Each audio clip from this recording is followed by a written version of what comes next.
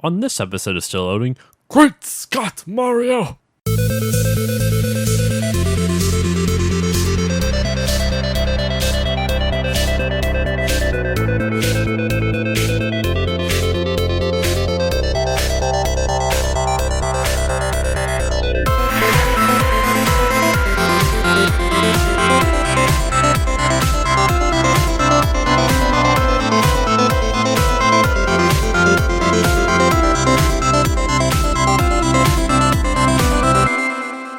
Hello everyone, and welcome back to the second episode of Mario Month. That's right, we are continuing on with the edutainment games of Mario, which not a lot of people know about, surprisingly enough. Well, actually, I guess unsurprisingly, because they're kind of awful. This one is by far a lot worse than last week's one, by a long shot. Would you agree, Casey? Yeah, absolutely. Oh, by the way, Casey's back, if you couldn't already tell. We just felt sad and masochistic these past couple weeks playing these terrible games. Oh my god. So this week's episode is on Mario's Time Machine. This one is for the Super Nintendo. Did it have an NES release, do you know? Yeah, they did. I tried finding it too many games, but I couldn't find it.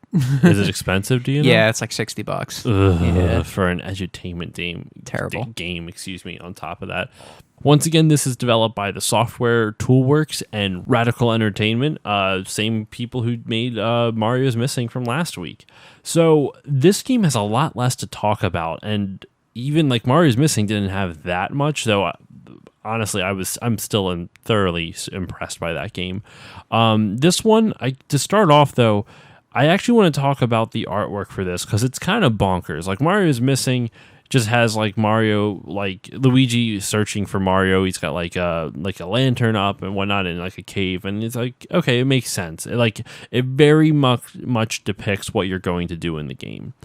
Mario's Time Machine, it's very clearly a time machine, but the artwork is just kind of batshit crazy. You see this blue swirl that's like highlighted by yellow for where like the swirls are, and you see Mario going through this tiny little pod flying through space. It's got a bunch of calendar pages on it, like 1906, 1824 for the random years, and I find it bizarrely funny that Abraham Lincoln's in the top right corner, just hovering over Mario, like he's like, "Praise be the Mario," and there's an American flag in it. It's kind of amazing looking. He looks way too happy. I know, right? It's such a strange, like idea for art. And to be fair, though, the art in that kind of reflects what the art style in the game looks like, which is just awkward. Like, all the sprite work in it is just bad. It looks like you know what? It very much feels like a 90s PC adventure game. And I'm not saying that in a mean way, because I don't mind those graphics, but it's just very strange to see like this very crisp Mario sprite on the backdrop of these like very poorly done pixel art backdrops. Because not all PC, like PC adventure game stuff, like with that type of pixel art was bad. This just happens to be kind of really bad. Yeah. So, Casey, what do you think of Mario's Time Machine? What's your impressions of it? It is way more educational based than the previous one that we played with Mario's Missing. Holy shit! Yes. You have a word bank. Well, first of all, like you start off in what looks like Bowser's Castle or something. Yes. I guess, yeah. And then you have like... So he is... The premise of this game is that Bowser is going back in time. He made a time machine, because Bowser is apparently now a genius. Mm-hmm. He just made a time machine, went back in time to steal all the artifacts, like rare artifacts, so he can have it in his museum. But because he steals all these artifacts, it has like this awful, it's bad for the time, or for history, because then you're changing everything. You're changing the past. So he steals like Isaac Newton's apple and Joan of Arc's shield and like all these weird random like snippets. I wonder what he stole from Abraham Lincoln now. We didn't get that far into the game because it was just too tedious. Like, it was John Wilkes Booth's gone. Terrible.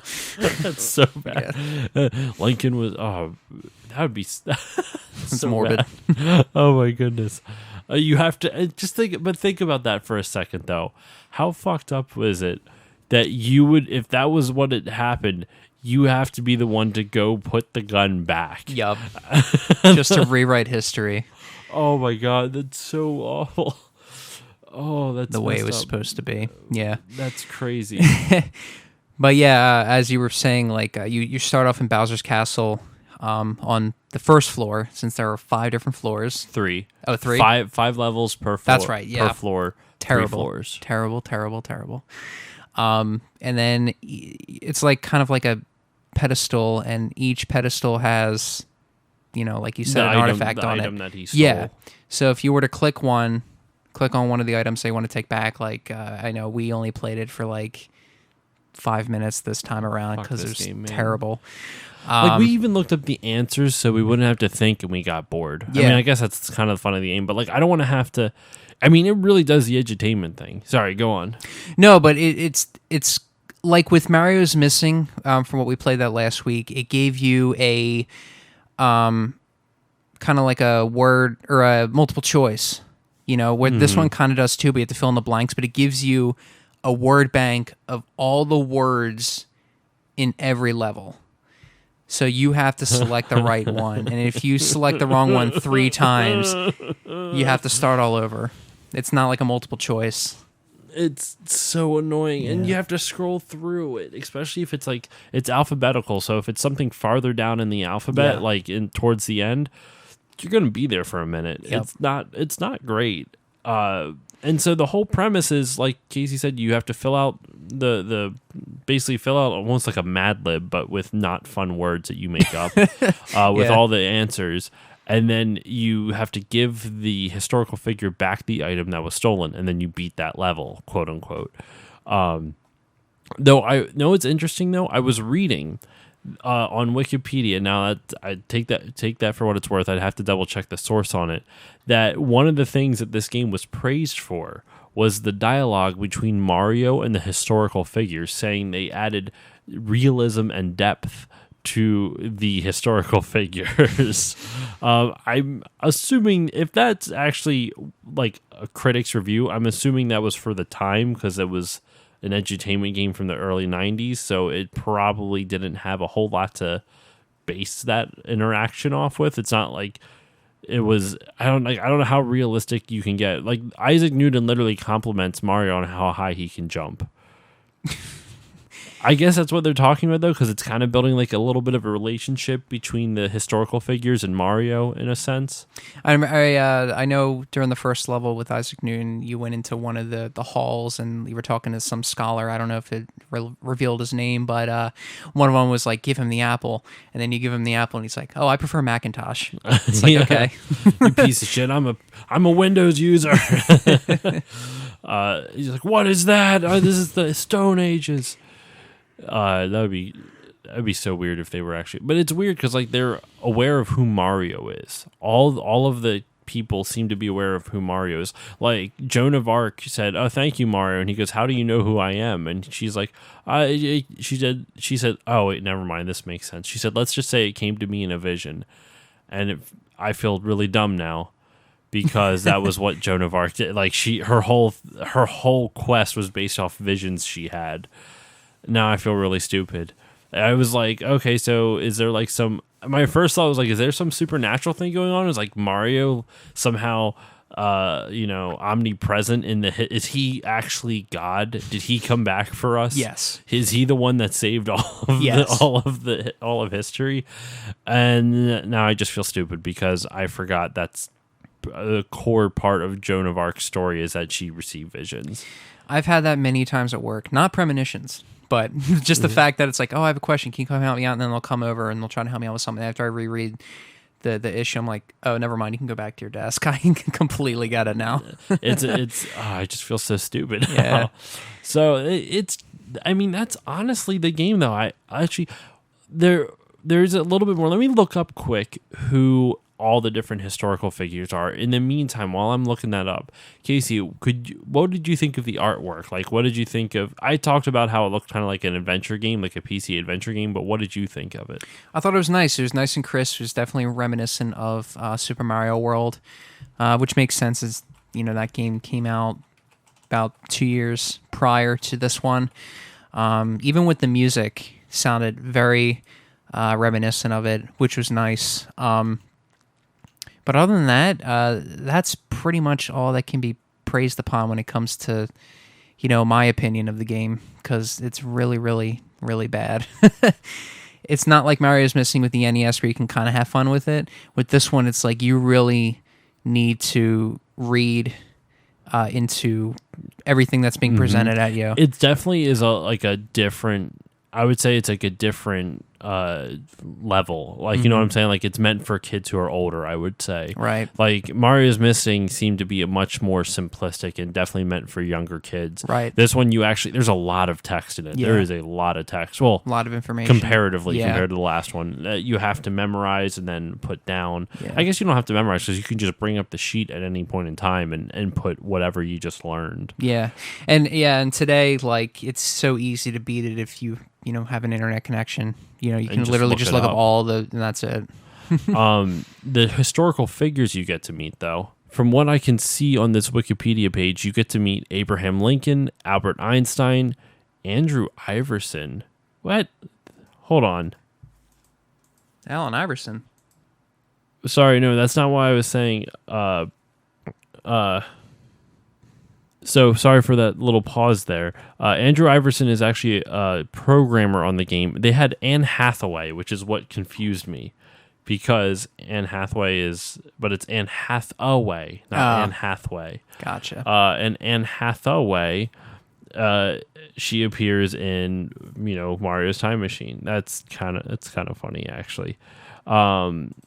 They have a whole list of all these different characters, though. I'll list just some of the big ones, just because there's a lot. Ferdinand Magellan, Isaac Newton, like we mentioned before, Joan of Arc, also like we mentioned before, Johann Gutenberg, Joseph Haydn, Julius Caesar, Kubla Khan, Galileo, George Washington Carver, Francis Drake, Frederick Douglass, Marco Polo, Mary Todd Lincoln. Oh, this poor woman. And just so many more. Like, it's just, there's a lot of different historical figures in here. I don't want to read all of them. I would just bore you guys to tears. But there's a lot of different people that you get to meet in Mario to interact with. Now I'm kind of curious what other kind of like small jokes they threw in based on the history. I hope Abraham Lincoln's wasn't a dark one. It's honestly, like, if I had to take a guess, because I did play this game like 10 years ago, if I had to guess, it may have been like his top hat or something. Well, and that's the item, but I'm talking about like the weird pun type of humor. Pun. Yeah, I don't know. So onto the music. The music is fine. It's I don't know. It's nothing special to me. Though I looked up. I was just curious who the guy who composed it. And his name is Mark Knight. And I actually looked him up just out of curiosity. The guy still works in video games today. He actually works for Codemasters, so he does a lot of those racing games type of thing.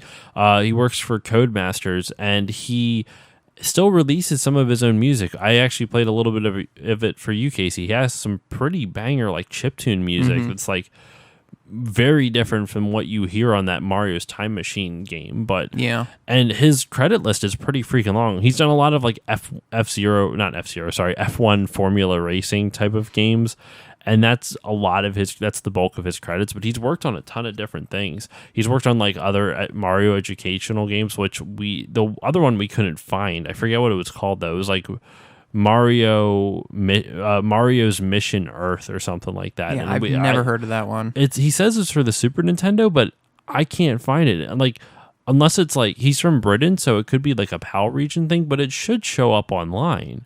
Like, just because it was never released in North America, like you can, or it was renamed different somewhere else. I don't know. Do you think so? I don't know. Yeah, Mission. I can't find anything on it, but the guy's still working, and it's. I don't know. I always like it when I see that. I like it when I see people like just consistently getting work, because my brother is an actor, as I've said on many other episodes, and it's hard to find work as like in any entertainment industry unless you're the one producing the content. Yep. Which I don't even really classify this as the entertainment industry, but obviously we don't have to wait for anything. We just do it. Yeah. The immediacy of podcasting is so nice. Like you can just record and have something out the next day. In fact, when you guys are hearing this was recorded the day before the first episode of Mario Month was released. So like it wasn't that long ago. And the only reason we even record so far in advance is just, it's not even like it's that far. It just gives me time to edit and like splice things together. But anyway, I got sidetracked. Mario's Time Machine. Piece of shit. I don't recommend it. Yeah. Don't even waste your time. Do you have any final thoughts on it? I know this one's pretty short, but we were even able to get 15 minutes out of this, which still surprises me. Yeah. Well, my condolences go out to the kids that bought this game at full price back in the early 90s, thinking that it was going to be an adventure game. Imagine how, like, hold on. Let's see if we, like, I'm not trying to stretch the episode out just for the sake of time, but, like, think about this. How cool would it have been to have, like, a Mario time travel based game, like a platformer? Like, maybe have, like, a fast forward and rewind type of Mario game. You know what I'm saying? Where, like, he can jump, hit the time travel button, and it'll warp him back warp back his jump or something like that. And maybe, you know what I'm saying? Like, yeah, create like a time travel element, or maybe be able to freeze certain enemies. Like certain enemies are immune to time travel, so like even if you go backwards, they'll still progress forwards. So you can design levels around that. Might be onto something. And in addition to that, maybe to get really intricate, you could go back like in actual time. Maybe Bowser was going through time after he kidnapped Princess Peach, and then if you were to go to 1985, you know, Super Mario Brothers era, you would change the art style completely. It would be like The Messenger, like for the Switch. It'd be kind of like that. I need to play that game so good. Is it really good? Yeah. Have you beaten it? I have. It's tough, but it's beatable. I would hope so. Yeah, no, it's beatable, but no, I think that's a great idea. Like, if only a game like that existed, and who knows, that might be Miyamoto's next invention for all we know, something along the lines of that. Well, I feel like there's been enough games that kind of like Braid kind of already did that. You ever play Braid? No. Braid was an indie game that came out a good number of years ago, almost probably like 10-ish years ago, I want to say. It's been a while. It's been a while. Basically the whole premise of it was it was the same, basically what I was saying.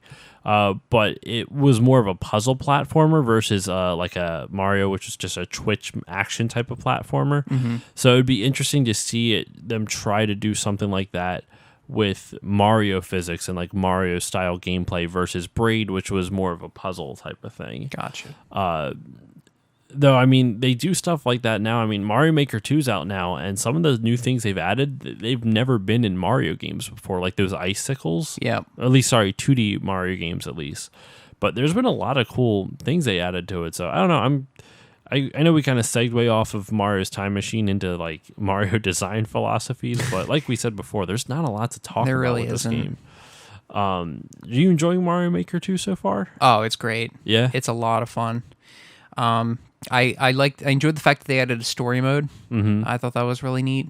I played a little bit of that. You're essentially rebuilding the castle, right? Yeah. Yeah, you basically go and do tasks to get coins, and then you use those coins to build different parts of the castle. That was originally, I don't remember if it was flown off by some dog or if it was destroyed or. Oh, so they just built the castle and then the dog accidentally destroyed it. That's what it was. Like, yeah, I'm sorry. Yeah, so they're like, oh, we had to rebuild it. I really like all the I've been really obsessed with he's a YouTuber as well, but he's a speedrunner, Grand Pooh Bear. I showed you a video of his before. Yeah, dude's I've crazy. heard of him. Yeah. He's a really good speedrunner, but he does a lot of Twitch streaming, and you know what's even more nuts? He is a Red Bull sponsored athlete. Isn't that kind of crazy? Yeah. It's a little weird. I mean, one part of me is like an athlete, like for video games. But when you speed run, I think I've talked about this before on the podcast. But like it actually takes more. I'm not saying it's comparatively. Like obviously, someone who plays like basketball or hockey or football, that's a much more athletic style of sport or athletic type of thing. But like someone who plays golf, like some golfers are in good shape, but there's other golfers who, like, I forget who it is. A friend of mine was telling me, like, there's a professional golfer who's considered an athlete who is just gets carted around to each of the holes, even though golfers aren't supposed to. They're supposed to walk to each of them. He actually has it arranged so he just gets driven to each of his holes so he can tee off and then drive to the next next spot. Or maybe I think maybe they do get driven between each of the holes, but they don't drive to the spot where their ball was placed, where they hit the ball to on the way to getting it into the hole. But I'm like, and if that dude can be considered a professional athlete, a speed runner can be considered a professional athlete. That's my logic behind it. But the crazy thing about speed running is that, like, when you do something so long, you actually need to have, like, you need to drink a lot of water. You have to stretch your hands out because they will cramp up. Like, it's crazy. A lot of speedrunners, they have to shake their hands out in between runs just because they're so focused and everything's so twitch reflexed. It's crazy. Mm-hmm. It's been like refined down to like such minute detail. I don't know. It fascinates me. Like, and that'd be an interesting like topic for an episode. Like, would you consider speed running kind of like esports, like an actual sport? I'm not saying like an athlete necessarily, but a sport. Yeah, I was, believe it or not, I was actually thinking about that. That would be a good topic of discussion on another podcast too. I agree. I don't really know where I stand on it. That's the weird part. But at the end of the day, I say it's not, but I can explain further when that time comes.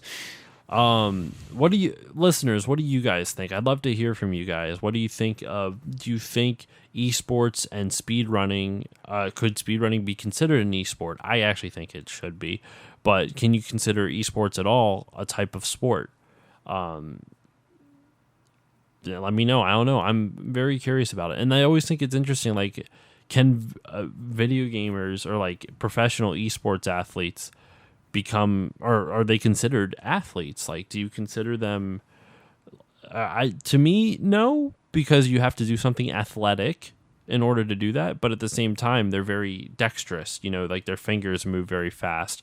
So that's an athletic type, but it's very specific to just your fingers. Right. That's kind of like my whole argument is that I understand that, especially with those who are into esports, that they're pro gamers, that they need to spend a considerable amount of time practicing, getting good and skillful at said game that they're working on. However, for me, that doesn't necessarily constitute an athlete, because you can do the same thing with an instrument, and that doesn't make you an athlete. You know what I mean? It can make you a musician, but it's a fair point. But at the same time, I understand where it's kind of like, well, I could. There's competition involved. That's what I was gonna say. You could make the argument it's a sport. That's why they call it esports, I guess. But could you make the argument they're athletes? I can see what you're saying, though. Yeah, that's why I'm kind of like, I don't know. Like, I don't think so. But at the same time, I see where people come from when they say that they are. So it's like, I know we're sounding like really neutral about it, but it's like I honestly don't know where I stand on that whole thing, because it seems like, one, who really cares? Like, if you have fun doing it, then do it. If you're able to make money off it, even better. Then like, fuck everyone else. Like, if you can find a way to make money off of doing what you love, then more power to you. I mean, as long as it's not illegal and you're not an asshole with what you're doing. But that's neither here nor there. All right, we kind of went all over the place with that, but that was a good. We kind of diverged a little bit, but like we said, Mario's Time Machine, not really much to talk about. So let's wrap this up. So Casey, final thoughts on Mario's Time Machine? Yeah, kind of like what I said about 5 minutes ago, the fact that condolences to those that paid full price for this game back in the early 90s, because it is not very good. Even if you don't look at it as a Mario game, it's still not a good game. It's It's boring as all hell. I would say it's a good educational game, but if you don't like educational games, then it's not good. Right. I agree with that. So, all right. Well, thank you all once again for listening. As usual, you can follow me on Facebook, Twitter, and Instagram at StillLoadingPod on all of them. You can also email me, stillloadingcontact@gmail.com. You can also find my website, stillloadingpodcast.com. So check me out there. Casey, where can they find you? Same place as same social media platform as I mentioned last week. Instagram is probably the best bet. I post a lot of video game related materials, especially my collection. That is Kazuya Kane. That's KazuyaKane. That's N as in November. Just change it I every need to time. specify that. Yeah. Just change it every time. N Last as in week was Nintendo. Nancy. N as in Nintendo. Nintendo. Yeah. Nintendo. So yeah, you can also check out the sponsor of the Podbeard Network. That's SeatGiant.com or SeatGiant.ca for you Canadians. SeatGiant is a ticket reselling website where you can buy tickets for your favorite concerts, shows, events, and other things like that. So please consider checking them out. They have great prices, and if you use the promo code PODBEARD, PODBEARD at checkout, you'll save a little extra on top of that. And yeah, that should do it for me. That's all I got. There's too many. I've been doing so many shout outs. I'll do shout outs at the end of Mario Month because otherwise it's just going to be so much to say. So I'll do a big round of shout outs at the end of Mario Month for the last episode. So without further ado, Casey, thank you very much for joining me for this episode. Thank you so much. And we will see you for the next week, for the third week of Mario Month. So until then, see you all next time.